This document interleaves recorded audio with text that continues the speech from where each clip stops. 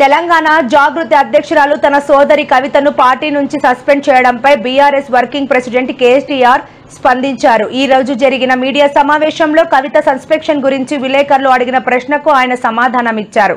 కవిత suspension పై ఆయన మొదటిసారిగా స్పందించారు. కవితపై మా పార్టీ చర్చించి చర్యలు తీసుకున్న తర్వాత ఇక నేను మాట్లాడటానికి ఏమీ లేదు అని ఆయన స్పష్టం చేశారు.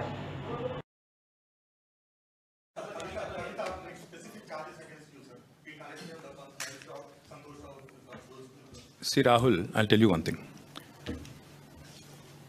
Whatever had to be discussed has been discussed in the party. Action has been taken. Once action has been taken, there is nothing further that I can add or comment. Because whatever had to be discussed internally on party forums, we have done that.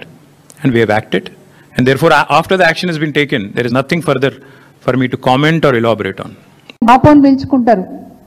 నువ్వు నాయనాన్ని పిలుస్తావో ఏం పిలుస్తావో తెలియదు కానీ కేసీఆర్ గారిని తెలంగాణ రాష్ట్ర ప్రజలు బాపని పిలుచుకుంటారు. అంత గొప్పగా ఆ బంధం అనేది కేసీఆర్ గారితో ముడిపడి ఉంది, బీఆర్ఎస్ పార్టీతో ముడిపడి ఉంది. బీఆర్ఎస్ పార్టీ నీకు నచ్చలేదేమో కానీ కేసీఆరే బీఆర్ఎస్, బీఆర్ఎస్ఏ కేసీఆర్. అలాంటి పార్టీని ఈరోజు ఉంటే ఎంత పోతే ఎంత అని మాట్లాడినారు. కోట్లాది మంది ప్రజలు మళ్ళా బీఆర్ఎస్ఏ అధికారంలోకి రావాలని కోరుకుంటున్నారు. విశాఖపట్నంలో మతిస్థిమితం లేని